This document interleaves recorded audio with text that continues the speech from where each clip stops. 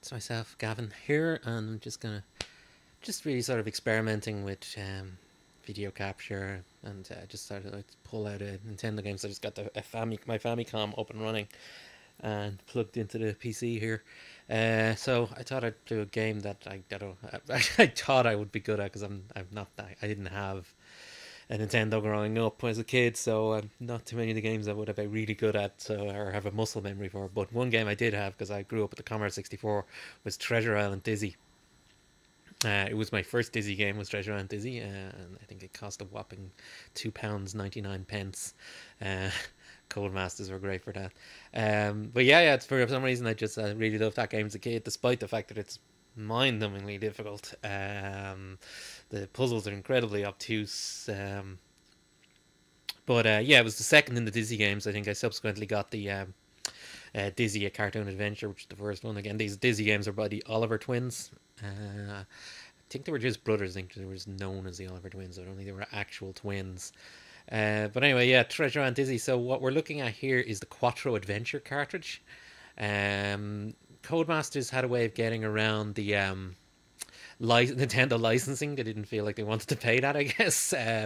So they made sort of on-licensed cartridges. So they had a way around the Nintendo chips. So their cartridges looked a little different, or a slightly different shape. They also had this thing called the Aladdin deck. I think this one came, but it was like it was a way of them making it cheaper, so that you'd put this Aladdin deck in, and it contained the circuitry and components for like making the game ROM interface with the console. But so they just built one of them, and so you'd buy that, and then you could buy much cheaper cartridges that just purely had the ROM that sat into this Aladdin deck. And so it was just a cheaper way for them to try and bring their sort of, because they were known as making budget titles on the 8-bit microsystems. So they were trying to get into that sort of area, make budget cartridge games, and obviously a big way of making your game cheaper is to have it not licensed by Nintendo. But this Quattro Adventure packing, there were a couple of Quattro Adventures was a thing they did on cassette tapes as well, but they did a few cartridges as well. Not all of them were Aladdin decks, and this one was both Aladdin and just a standard standard weird shaped Codemasters cartridge. I'm not too sure. I remember Super Robin Hood and the Commodore 64. Don't know about the other two, but let's give Treasure and Dizzy a go. Stefan, absolutely brilliant. I do think it's interesting that let me get the volume here. I do think it's interesting that, like, I remember back in the day being made fun of in the schoolyard for playing Codemaster games because they were cheap.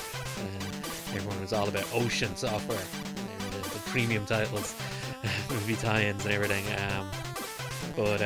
Yeah, where's Ocean software now? Codemasters is still going, sort of, making rally games mostly, I think. So what's interesting about this is it's not, I guess, as game design fundamentals, this probably isn't the best game in the world. Instinctively, what do you normally do in most games? Normally you walk to the right, left to right, and also, look, coin. People in games love coins. You gotta gobble up those coins. So, let's walk right and get that coin. Oh, and he's drowned. He's drowned. For it is, he's dead. And yeah, you get one life, no energy. They've introduced energy bars, multiple lives in subsequent games. You'll see here on the title, it's showing us actually, because they must have said, okay, people are going to die. So you'll see that in the intro there, it shows him picking up the rubber snorkel and then going in the water, and he's happy and safe there, sitting on top of the logo of his name. So I guess, yeah, that's your little hint not to jump in the water without the rubber snorkel. So let's get this going again. So yeah, we're not going to go right, we'll go left. This rock that looks like background, that's an item you can pick up. A large rock. So yeah, a large part of this game, and where most of the difficulty comes from, is in the inventory management. And the extra difficult bit about the inventory management is the snorkel, the rubber snorkel that we saw him pick up in the introduction screen. That will, you need that to breathe underwater, but when you press the button to pick things up, or just accidentally hit the B button, it cycles your inventory up. And when you press cycle up with the item on top, it drops that item. So if you're picking something else up and your inventory is full in the under the water, you drop your snorkel and you can. But yeah, it's interesting that this one, so very basic puzzle here. Drop a large rock. There it is, so now I can get up here where I couldn't get previously. But yeah, it's interesting that there's no lives in this, because the original Dizzy game did have lives, and you could even like pick up additional lives. Again, here you think you have to avoid this, but you hit it. And there it goes. You get back. There's a coin over screen. You will get it in a minute. I'm not overly familiar with the Nintendo version of this, so things are a little different. I'm not sure who did the conversion either. It's not a bad job doing it. It's definitely very different to both, because I've only ever played it as a kid on the Commodore 64 and the Commodore Amiga. It was always a big bone of contention for me that the Commodore 64 one, they didn't have his red boxing gloves, Dizzy. He just had white hands and feet, whereas the Amstrad got that coloured gloves. Like, the Amstrad was never better than the Commodore 64, except in this one case with Dizzy where he had his red boxing gloves. I'm not going to hit that fly because that inverts my controls rather horribly, and I'm not sure I can just either have to wait a very long time for it to come out. So there's a coin down here. That's another thing as well. There's basically your quest in this game is you're stranded on this desert island, a treasure island, and you have to get off the island. That's the main goal. But there's a sub-quest of collecting all 30 coins. But the thing is, the sub-quest, you kind of definitely have to do it, otherwise you're not getting off the island. So we do definitely, and you see there, there's a coin hidden behind that door. So there's coins actually hidden in the background. So it's very difficult to know where they are. Can't reach that guy yet.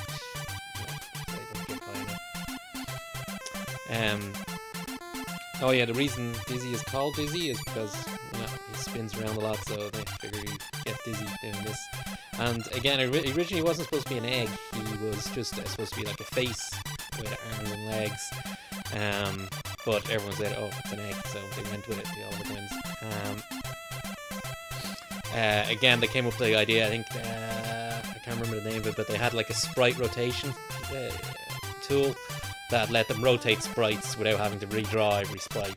Trouble is, it's kind of distorted stuff that wasn't a very basic, say, circular shape object, so that was the idea behind Dizzy, and then he became an egg. So there's a big trap up above, so if I walk into that, instant death. Ooh, I'll roll down the stairs.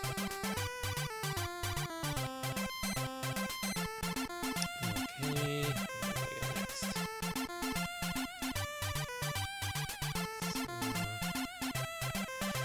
Oh yeah, I didn't read the signs actually. I think there's a lot of flavor text in this, but this is the Moggles treehouse. There's a trap there. Literally jump by it.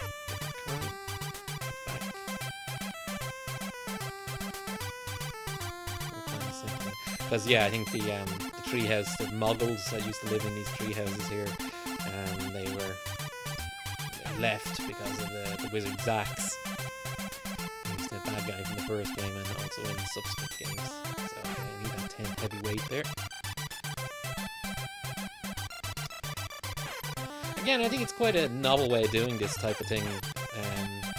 I mean, it's not that far removed from your like LucasArts type of games, or you're picking up objects, using them on other objects, but in a lot more basic way. To be honest, I'll take this basic way because it was a single loader on the Commodore 64. Over like load, like whatever. Monkey Island coming on 11 discs. Beneath Steel Sky 15 floppy discs. Treasure Island Dizzy 1 disc.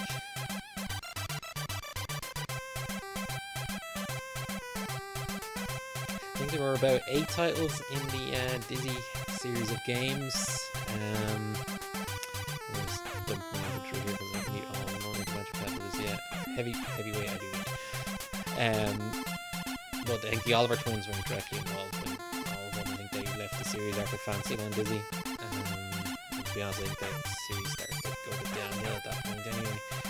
I think they got a little bit wrapped up in the Yoke folk, and the next game introduces the Yoke folk, so it's whole greater family. Guess it's Sonic didn't quite learn from Dizzy's mistakes of expanding the cast of characters to a load of people you don't care about. Okay, so here's the little hook, so I put my heavyweight on that, brings that platform down so I can get up. Let's check. Yep. There's my button picked up. B to pick up, A to jump. And presume start to pause. Yes, game to pause. Press A for music or B for sound effects. Let's do the music. It's jaunty. There were a number of spin-off games as well, like Fast Food Dizzy, Pac-Man type thing. I remember being kind of fun, alright. There was also Dizzy Down the Rapids, which I think was kind of like tubing.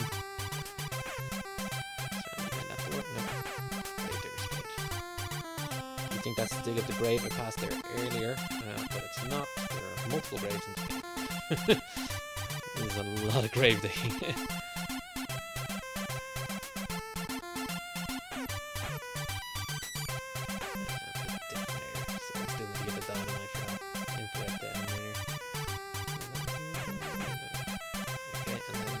Again, there's no fall damage in this. I'm surprised they missed the trick with that, but yeah, so you can just like fling yourself off the edges. It's important to do here because I should be able to land on a cloud. Yes! Ooh, yeah, and I need that pogo stick that's up on the floor, so what a jerk.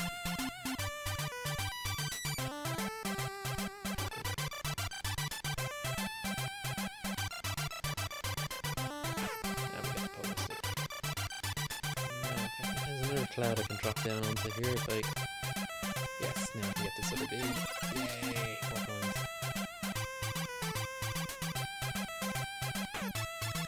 So, 7 coins.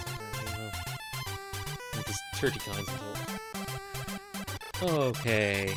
Yeah, this is where the inventory management gets complicated. So I've got a lot of items now. Don't need the detonator. I will need the pogo stick. Don't need the gravedigger's spade just yet. I'm gonna take a snorkel. Wait, maybe we should just see. So the snorkel should be the last thing in your inventory.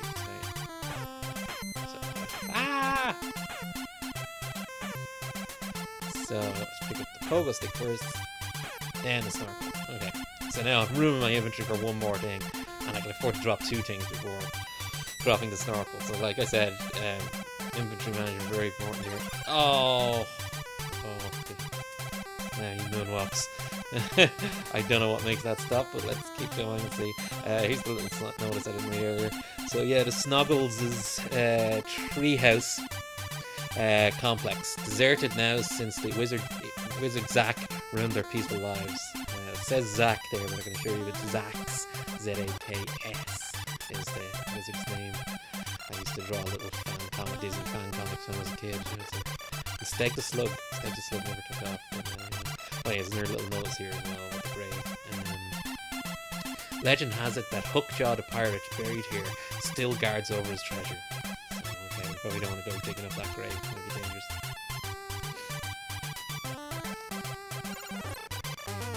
Oh. Okay, so fire kills us.